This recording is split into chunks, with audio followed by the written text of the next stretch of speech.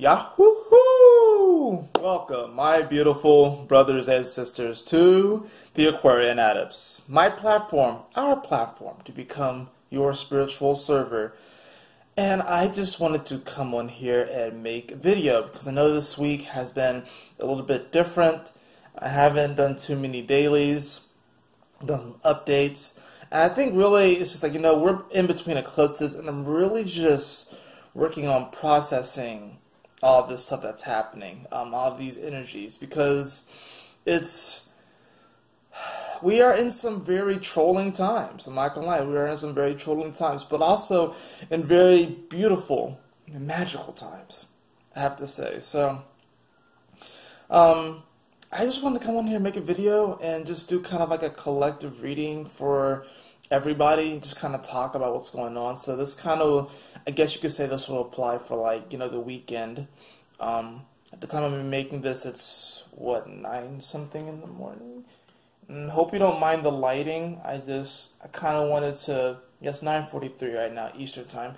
I kind of wanted to just kind of change up the setting a little bit. So I have my nice little salt lamp here, all my cards all over the place, and nice pile of stones right here. So, first of all, how are you all doing?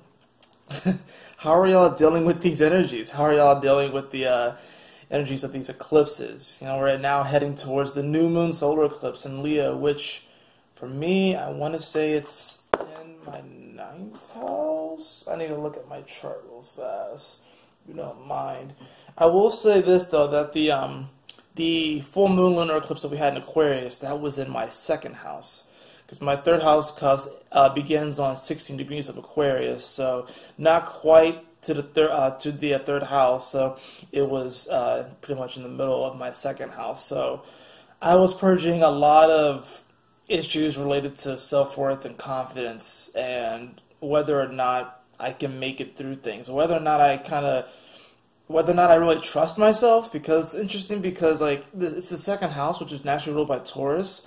So, and in many ways, Scorpio does deal with trust, but I feel like Taurus also deals with trust. It deals with whether or not we were able to trust in our abilities, and we actually, fostered that level of self-confidence and self-esteem. So I was purging a lot of issues with that, because a lot of times what happens with me is because I will, like, superimpose my confidence by how, I don't know, it's weird how I do it. It's like I scapegoat. I think that's what it is. I scapegoat. I think everyone has their things, but I have a tendency to, scapegoat, and I'll be like, this person is the reason why I'm not where I should be, or this person's the worst. Oh, is that my cat? I let my cat out earlier, and I don't usually let him out that often, but now he's meowing a lot, so let me go grab him. I just heard him, so let him out for a nice morning walk.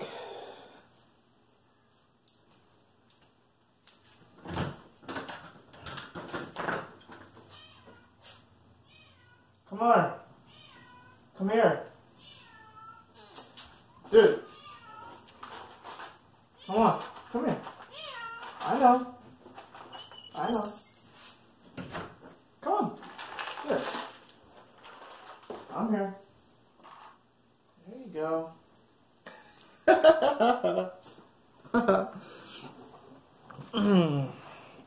I have a calendar over here, and it has like different sayings on it for each of the month, and I actually finally just turned it to August, and it said something about like starting the day off with a walk is a blessing. So I was like, oh, I know I don't normally let my cat out, but he probably should go for a walk too. And that's actually how I started off my day. My days actually started off pretty great. I woke up, I went for a run because I'm out of shape, and this is the 3rd run I've done this week, so I'm actually getting better as far as like my pace and stuff. So I went for a run, then did a little bit of a dancing meditation in the grass barefoot, which I love doing that. That's one of the ways that I really connect. Came inside and did with my meditations, they're very creative, and so I think what I'm trying to do is I'm trying to find one that really like sits. So I just started one today, which was pretty intense, pretty powerful actually. I think we'll see how this goes throughout the day. But yeah, my day started off very well. But I can't remember where I was talking about before. This is supposed to be a collective reading, but I'm sitting here rambling about what's going on with me. But, you know, at the same time, I do feel like that's applicable. Just because, like, you know, I use this platform because I want to certainly empower other people to discover more of who they are and like really become that and really step into that. But I also use this platform to really show to you who I am, my authenticity. So I'm not going to try and like sugarcoat, you know, the fact that I'm going through stuff just like you. You know, I have issues of self-worth and self-confidence that I really needed to purge. That's why the full moon lunar eclipse happened to appear on that spot in my chart. And then we have this new moon coming up, which is, I want to say it's, let's see, where does it start?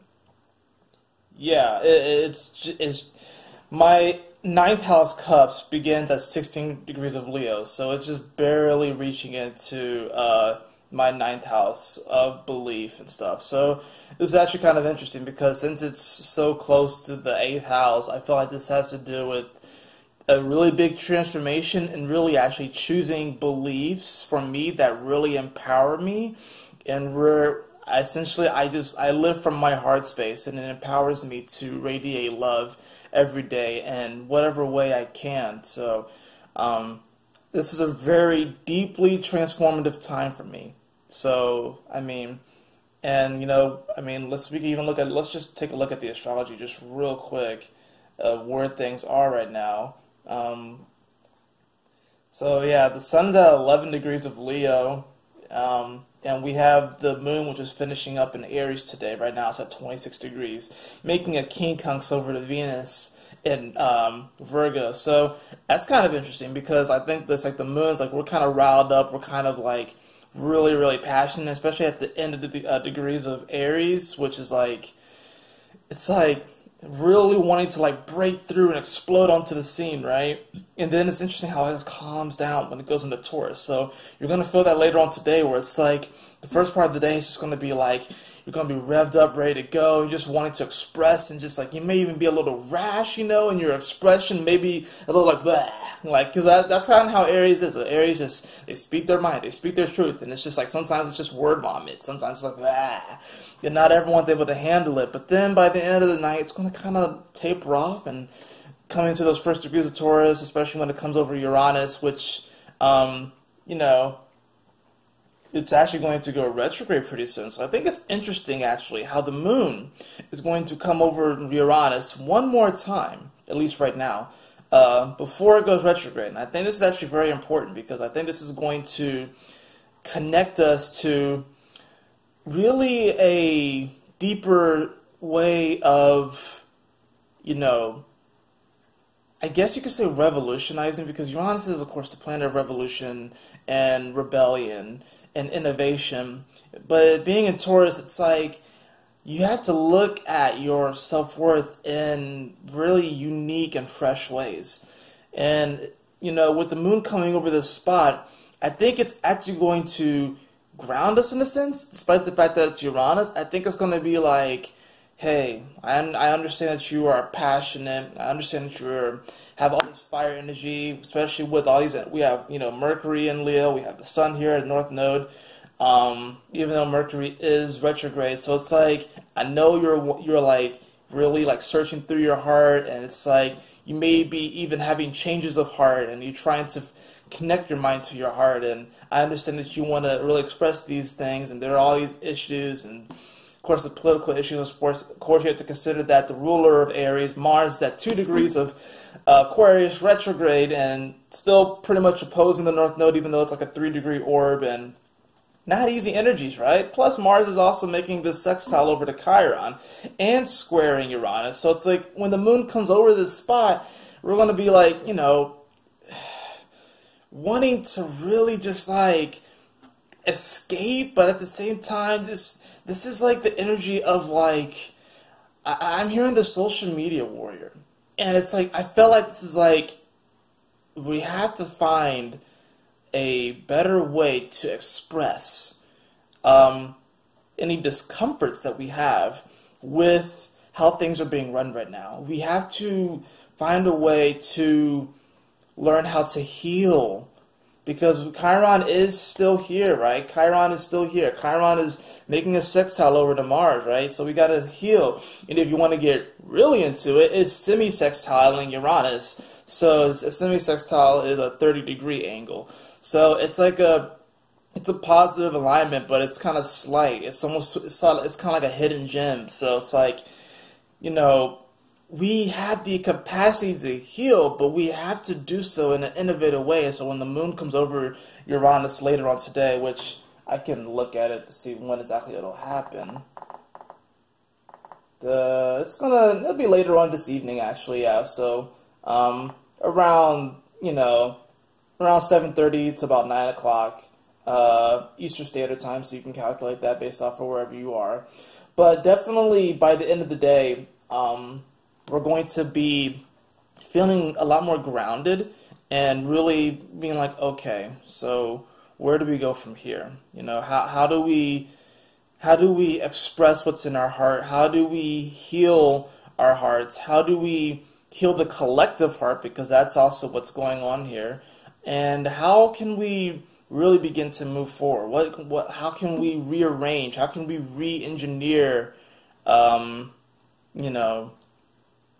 how can we re-engineer these energies? How can we move forward and stuff like that? So it's interesting because, like, I noticed over the past few days, I've been kind of like, I haven't really been engaging with it, but I've been like kind of political. I've been like, like the other day I went up to this metaphysical store and I was speaking to this lady, and we were talking about a lot of the stuff that's happening in the country and stuff like that. I think she was actually a reader there. I didn't know that she was a reader there until like I left and I saw her picture up. I was like, oh, you're the reader for today.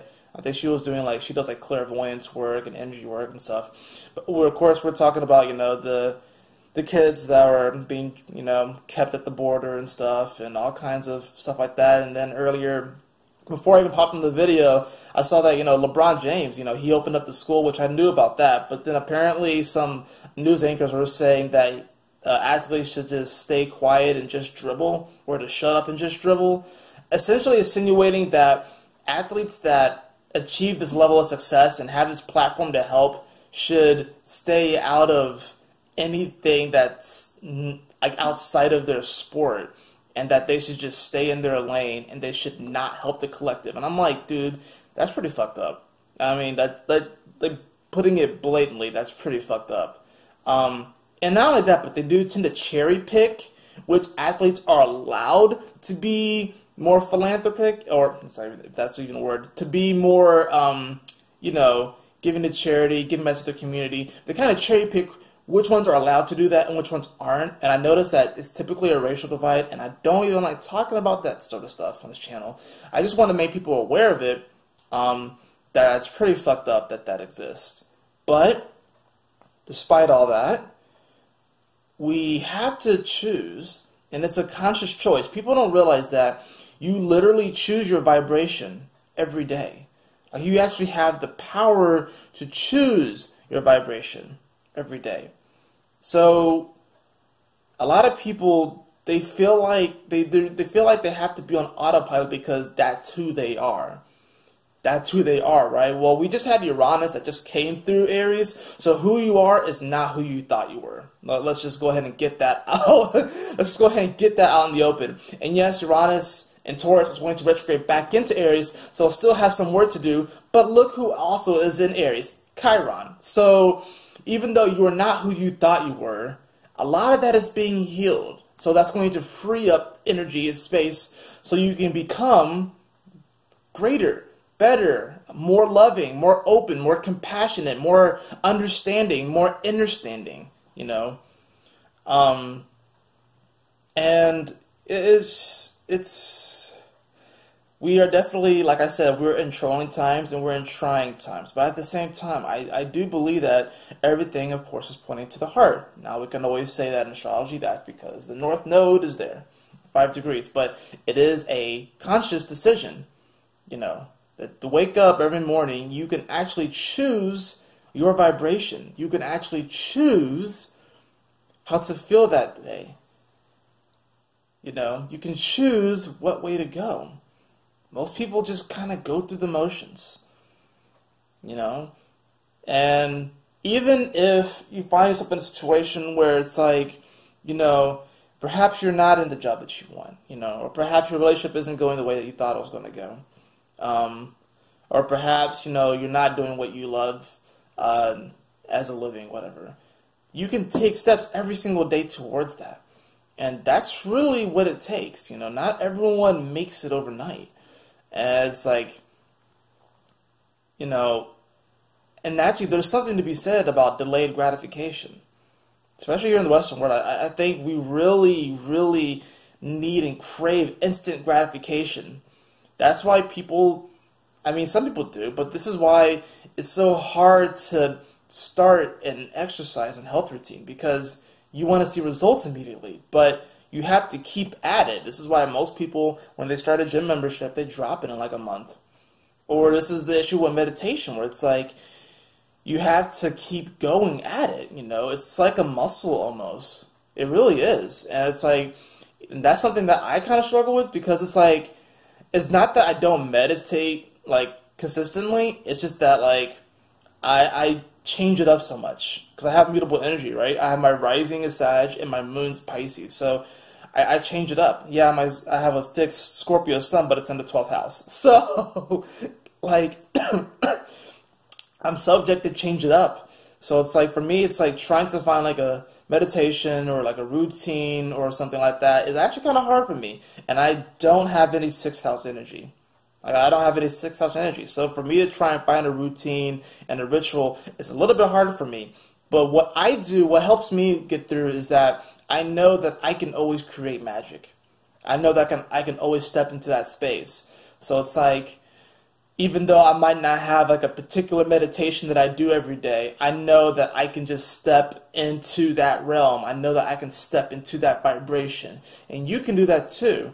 Everyone has the ability to do this, because everyone has energies of all the houses. The 12 houses, that you have energies of, the houses are like a space, and then like you have the planets, which is like kind of like a focal point, I like to say.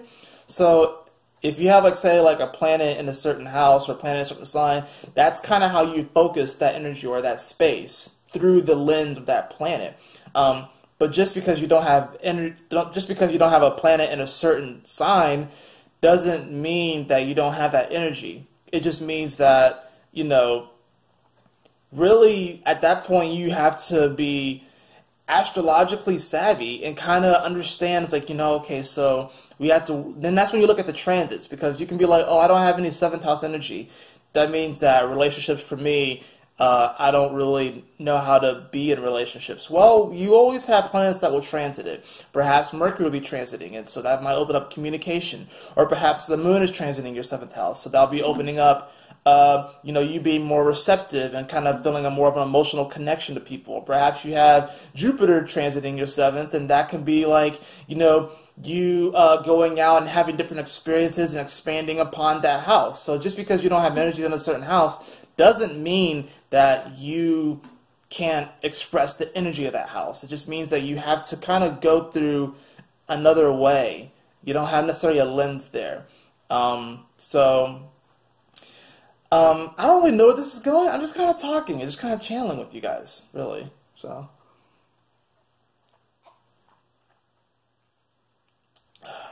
sake. Sake is actually kind of how I've been getting through some of this stuff. You know, I don't drink every day, and I don't really mind drinking in the morning like this. Sake is like, it's one of the few spirits that I really don't mind drinking, and I actually, for some reason, just have like an actual connection to.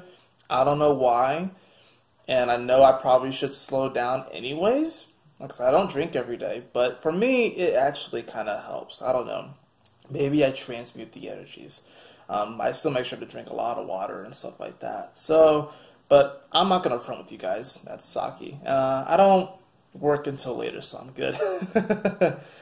But let's see what's going on this weekend. We do have the Mars Chiron sextile coming to its apex. And that actually happens later on today at around 8:58. It's interesting, though. It's interesting how this apex occurs today around 8:58 p.m. And this is happening at the same time as the moon is on top of Uranus. Because we'll have four energies at 2 degrees. We'll have Mars retrograde, Chiron retrograde, then we'll have the moon and Uranus on top of each other. So this is actually literally us. This is a really deep healing point. This is actually a point where not only can we heal ourselves, but we can heal the collective. But it's like, you know, and we're going to be going into the night with these energies. So if you're like in the Eastern time zone, if you're like in America, whatever like that, and you're going to sleep, you're probably going to have some very interesting dreams that come up, especially since Uranus still hasn't gotten retrograde yet, but it's slowing down. But it'll be quite interesting. For those who wake up to this energy, prepare for the day to be probably honestly kind of bizarre and out there, but at the same time eerily like just healing. It'll be just like weird little like things here and there that just like you'll be like, wow, it's like they'll just kind of make you feel good and stuff. And since the moon is exalted in Taurus, it feels good there. So it's like we can actually like feel good about these changes. We can actually feel good about moving forward, you know?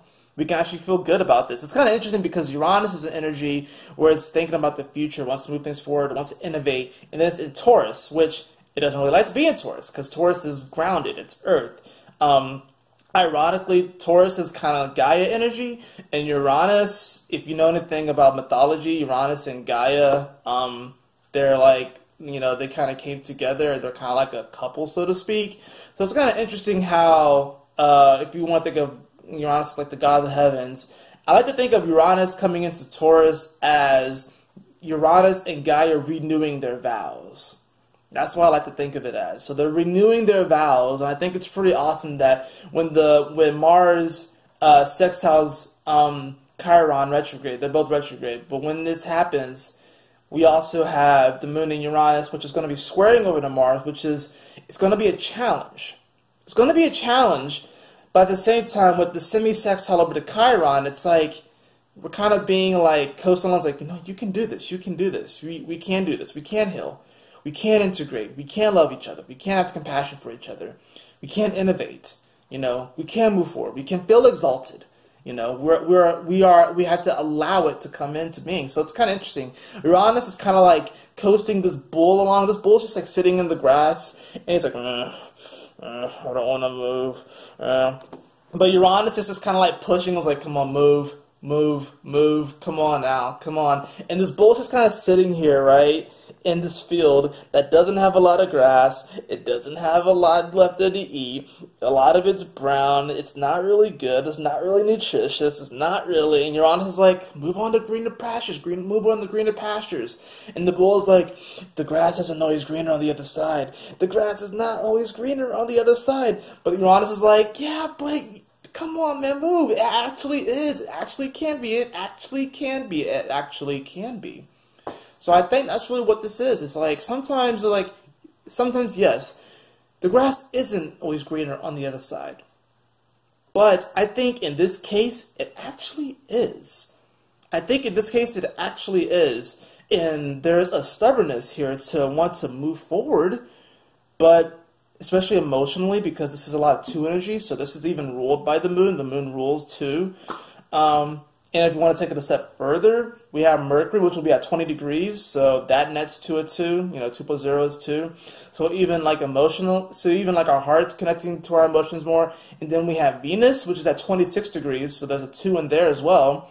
So it's like, that's talking about that we can actually, you know, bring this into being and become it, even though Virgo is mutable Earth, so it's like we have to choose to morph into that. We have to choose to evolve into that. We have to choose to evolve our society into this uh, this reflection of our deeper inner truth that there's infinite abundance, infinite prosperity, everyone can have it, everyone can make it, everyone can show the compassion for everyone, we can radiate love, and people, like, it's funny because we talk about paradise, and we talk about all these things like it can't exist, because, like, there's people, so many people that are focused on, like, a dystopian future, and almost kind of obsessed with it, and it's like a self-fulfilling prophecy. And if you don't already think that we're not in that dystopian future, or at least that timeline of a dystopian future that people really love to fantasize about is not collapsing on this timeline, or becoming aware of it, that's what's happening right now. But at the same time, we can create a society where there is more compassion, more love, more understanding. And it's like, we have to work towards that, though. I think we're in an interesting time where we have to really work towards it. And it's like, I come back to the whole instant gratification thing, where it's like, there's something to be said about delayed gratification. Because it's like, if I could just sit down and write a book, like today, or over like the next month, and it goes on the New York bestsellers time, whatever like that, I think that would be cool, but it'd almost be kind of deflating, because it's like, I want to work up to that.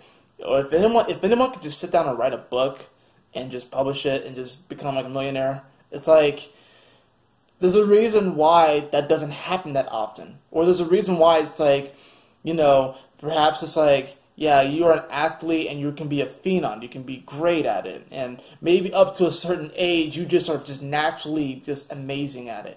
But then you hit a certain point where it's like the hurdle has now gotten 10 times higher. And in order for you to progress, you can't jump over this hurdle. You have to actually climb over the hurdle this time. And it's at those moments in people's lives where they really make a decision on whether that path really resonates with their heart, whether they're willing to climb over that hurdle. Because it's like, now the instant gratification is gone. Now it's like you actually have to work for it. You have to climb up this hurdle, and then when you get to the top, it's like you might even be afraid to climb down it or to jump down it, because it's like, oh shit, I'm way up here. If I jump down, am I gonna be okay? Are my legs gonna break when I hit the bottom? Like, what's gonna happen? Generally, I find when you climb over that hurdle, there's actually like a cloud waiting for you up there, and when you step on a cloud, it kind of just carries you down. That's usually what happens when it comes to these sort of obstacles when you're climbing up, because we like to project into the future of like, oh, what's going to happen? What's going to happen? Not to say that you can't tumble down, because that happens too, but generally what I find is that when you come across these giant hurdles where it's like, say you've been going, it's been easy, it's becoming natural, then, oh, wow, look at this obstacle. And this is really the path for me? Am I really going to do this? Oh my God, am I really going to do this? And then you decide to do it, and you climb, you struggle, you go through, you get frustrated, you get angry, you get pissed, you have moments of delight, incredible joy, and then it's like, you get to the top, and the view is just magnificent. But you can't stay up there for too long. What happens when you stay up there for too long? You turn into what America is today, or what Rome was during its peak. You get stuck. You get stagnant, complacent, feeling like you're the best, when really that's just one hurdle. And there are other mountains to climb. That's the interesting thing about Capricorn energy. It's like you climb the mountain and you're like, yes, I made it. I'm the best. I'm the best in my field. I've done it. I made it. But then there are 2 more signs after it. That's when Aquarius energy comes in and a freaking alien ship comes down. Actually, that's not really how it happens. There's like a portal that opens up next to you and an alien steps out, and it's really your alternate self. And they're like, oh yeah, so yeah, that mountain is actually kind of like an anthill compared to like what we deal with. So, but it's all good. Hey, I didn't even realize that my phone had stopped recording. I was just in the flow of it, so I don't know where I was in all of that. Um, but I'm going to go ahead and draw cards for everyone just for the weekend. Really, I see this as a very unique and amazing opportunity to heal. A deep opportunity to heal on a really deep level, on a soul level this weekend. And I encourage you this weekend to take advantage of choosing your vibration every single moment, especially in the morning when you wake up.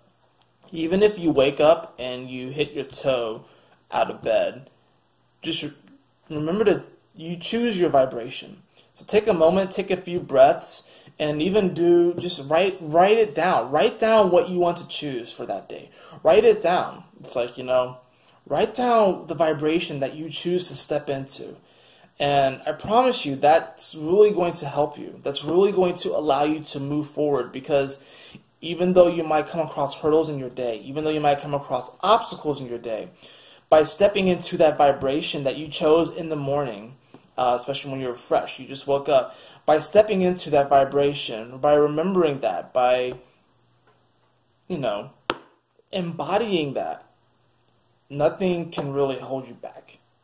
Nothing can really hold you back. You are infinite. You are a spiritual infinitaire. Don't you know that? So, let's draw some cards. I'm going to draw one card from my Sacred Activations Oracle. And then I'm going to draw some cards from my Shadowscapes deck. So, we'll draw one from here.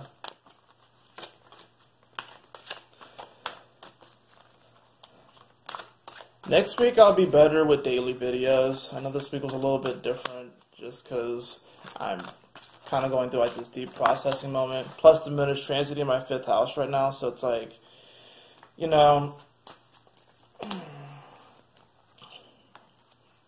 things happen. I'm not even gonna lie, things happen. So I'm human just like anyone else. I'm an infinite spiritual being, but I'm in this human experience just like all of you. So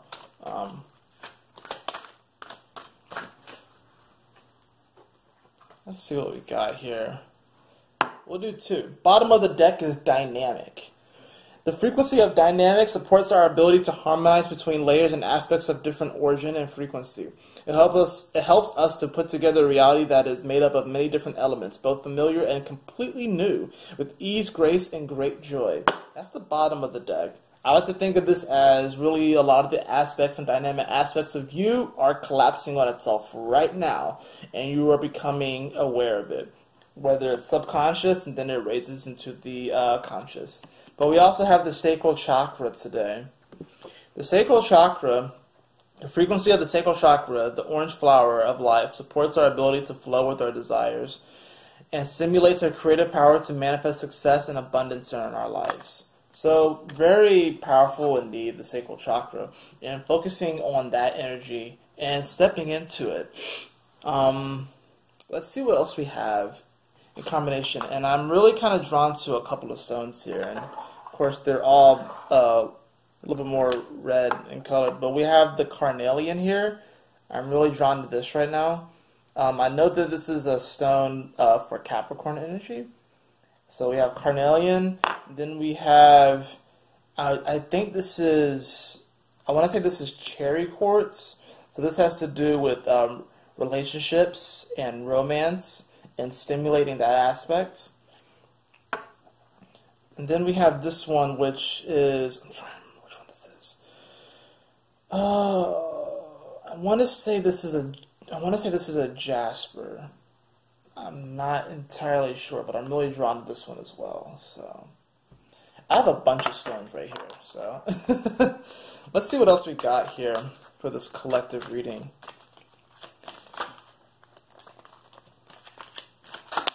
Oh my gosh. The 3 of Swords pops out. Oh yeah, everyone's favorite card in the deck. Not really. The 3 of Swords is speaking to healing heartbreaks. It's in this case, it's speaking of that. The 3 of Swords speaks to some type of heartbreak. It could be romantic. It could be things that happen in your family, things that happen in your childhood, things not panning out the way that you wanted to. Any time where you feel like you've just been hurt and then you kind of close off your heart. But as I said, this is a very unique opportunity to heal. The sun is in Leo. The North Node is here. And with, this sextile between, you have the Chariot, by the way.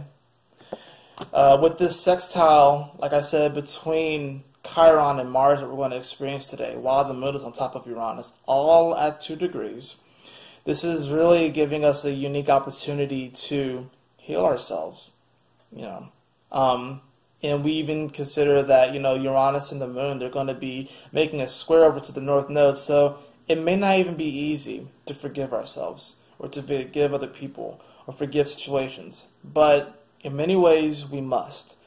We must do that, because that's the only way we're going to move forward, because holding on to that energy is not really doing anything for us.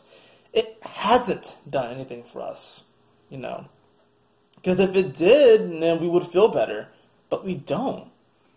You don't feel better, right? Whenever you think about that situation or that person. There has to be a unique way of looking at that perspective. There has to be a unique way of looking at what happened and realizing that it actually allows you to grow and evolve. So we have the Chariot here, which speaks to, I like to think of the Chariot as, in many ways, it's like, oh, I've arrived.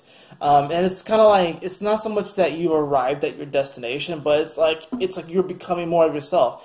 I'm hearing, the journey of 1,000 miles begins with the first step.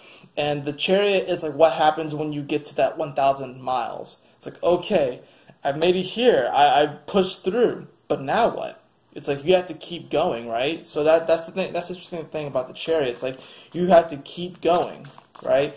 And the Chariot, it's ruled by Cancer, right, in tarot. And I think it's interesting how it's like you have to push through a lot of these emotions. And I think it's really speaking to becoming emotionally intelligent. And what happens after you gain emotional intelligence? Leo energy. And that's really when you step into your heart. That's when you enter the gates of heaven, right? I said that as soon as this card fell out. And we have the Ten of Wands. So yes, we are definitely going to be releasing some type of burden. And I think the good thing is that with Uranus and Taurus, since Uranus is a lighter energy, since it's an air energy, even though it's fixed air, it's actually going to kind of lighten the load that we maybe have been feeling with Taurus, because Taurus is fixed earth. So technically it's the heaviest energy, if you think about it. It's the heaviest energy. So it's like, what happens when you bring this lighter air element, even though it's fixed, to this heavy earth energy? It's trying to lift the load. Uranus and Taurus is trying to help lift the load. We have certain values, certain values, certain levels of confidence. We have certain, this foundation that we've created. Uranus and Taurus actually is trying to lift the foundation of our society to a higher place. But some people are trying to hold on and hold on and hold on. And it's like sometimes when you hold on, like you create these burns in your hand. You create these burns in your soul, and it's just not good. So the Ten of Wands, it says like, let go. Let go. It's okay. It's okay. How do you think we got here? We got here by letting go of what happened before. We got here by embracing change. It's the only thing that's constant. Right? So change can be hard. Change can be hard. It's hard to forgive, It is hard to forgive. But we absolutely must. Like, it actually is a must in order for us to really move forward. We have the Four of Wands. This is a beautiful card. It's one of my favorite cards in the deck because, in many ways, a lot of people call it the marriage card. I like to think of it as, the Four of Wands is when you learn to marry yourself. It's when you learn to enter into that unconditional love contract with yourself. And that's really what this week is going to be about. It's about entering into that love contract, that unconditional love contract with yourself. And by entering into that, love connection, you are actually freeing up a lot of this karma and a lot of this pain so it may be transmuted within the collective, right? let's see what else we have. Okay, so these cards came diagonal, and then I'm going to pull that one card, and then we'll just come out of here with that. So these three cards, we have the King of Swords, which is Uranus right now. We have the Nine of Swords, and then we have the World. And then this last card right here we actually have is the Seven of Pentacles. So this is really, I see, about learning to harvest good feelings. The Seven of Pentacles is known as, in many ways, I like to as like the harvest cards. Like when you kind of look back on what you've done, what you've accomplished, it's like, oh, this is good, this is good. But it's like, do you get complacent or do you continue to move forward? So the Seven of Pentacles is like, we have to learn how to harvest good emotions, good feelings, good vibrations. We have gotten really proficient at harvesting negative vibrations. We've gotten really good at that, guys. But now, like, we really need to focus on harvesting positive emotions, positive feelings, positive vibrations. That's not to say that we neglect the negative. That's not to say that we become not aware of what needs to work, what needs to be worked out, what needs to be quote unquote fixed, what needs to be, transmuted. That's not to say that we just neglect that. We don't do that. But how we really begin this process of transmuting is by learning to harvest joy, delight, success, abundance, prosperity, love. The King of Swords here with the Nine of Swords in the World, I think is kind of interesting because I think the Nine of Swords with the World card is like you feel like you may be trapped. But within your world, within your little scope, within your little bubble, you may be feeling trapped, right? And you may be feeling like you can't move forward. Like the world is closed off, that the world is not abundant. The Nine of Swords with the World card here is not abundance. It's not feeling good.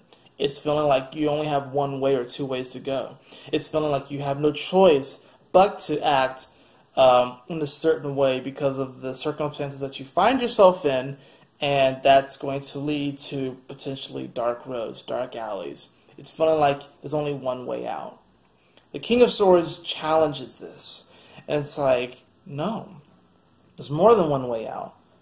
You don't have to go that way. The King of Swords here, especially considering what else is here, there's a lot of interesting energy here. We do have the Ten of Wands here. We do have the Three of Swords here. We do have the Nine of Swords here. So it's like there's things that definitely need to be let go of. Heartbreaks, broken expectations this weekend need to be let go of.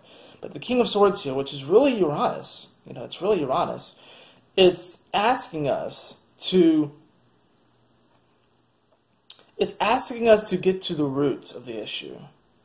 Uranus and Taurus is learning to get to the root of the issue.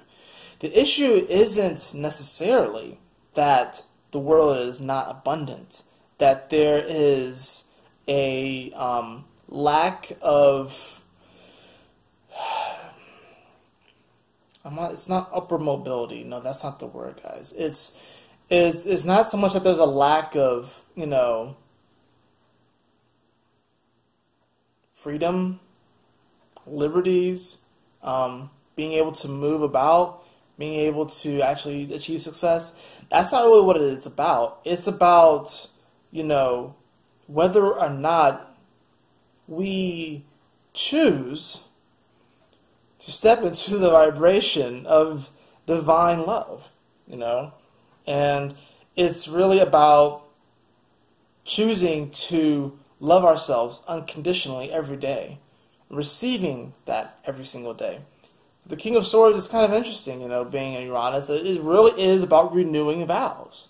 So what do you do when you renew your vows? You remember why you did this in the first place. And it's funny because when you renew your vows, you've been through potentially years of just like mental anguish and potential torture, maybe even. And those are kind of harsh words, but sometimes it's like your partner could drive you up the fucking wall. You've been there if you've been in a long enough relationship. But then, what about just like those moments of incredible joy, happiness, true soul connection? What about those times where you stayed up late into the night just talking? What about those incredible, incredible nights in the sack? You know what I'm talking about. I am tapping into my Scorpio energy, but those incredible nights in the sack, you be like, oh my gosh, that was fantabulous. What about those moments where they picked you up out of a rut, or you picked them out of a rut? What about those times where they were just terribly sick and you had to be by their side, and then they returned the favor? What about those times where you really, really questioned why you were with that person, but then they did something almost immediately afterwards, no matter how small it was, that, okay, I'm good, I'm covered. I think what happens is that whether this is with a romantic partnership, whether this is with yourself, family, or situation, we've had those moments where, we have to renew our vows. We have to renew and remember why we came here in the first place, why we're doing this in the first place. Especially to all of my, and I believe in everyone, of course. I believe that everyone can radiate love and infinite abundance. But especially for those of you who call yourself light walkers, light workers, people who work with the light, energy healers, shamans, etc. To those people out there, it can get hard. It can get hard to love the way that we do, to show that unconditional love, to be open, to be sensitive, to be psychic. It can be hard, because then it's like you go through these experiences and then you question yourself, like, damn, why am I doing this again? So this is a time this weekend to renew our vows. Renew our vows to our mission. Renew our vows to unconditional love. Renew our vows to true abundance, to true prosperity, to delight, to joy. And I really think that's what this weekend is about. And then coming up to this new moon, we're going to learn to harvest positive emotions, positive affirmations, positive being, positive, uplifting, excitable. That's really what this is about. Stepping into that place. Stepping into that place. Not disregarding the shadows. Not disregarding that. Healing. Integrating it. Learning from it. Almost kind of being like chums with it.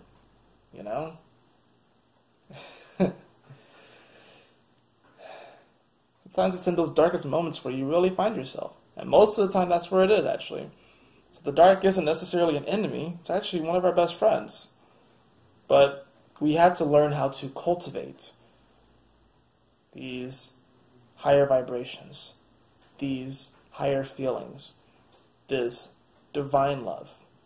That's what we're learning to do. That is what we're learning to do. That is it for this reading. I know it was a little all over the place. I know it was a little free-flowing. I like stuff like this, so you'll probably get stuff like this more in the future. I will definitely be back to my normal schedule next week as far as making daily videos, and I'm going to start filming the first half of August reports for each of the 12 signs as well. Definitely am really excited about what the future holds, because I know I'm rearranging my life so I can do this more, because this is really what I love to do.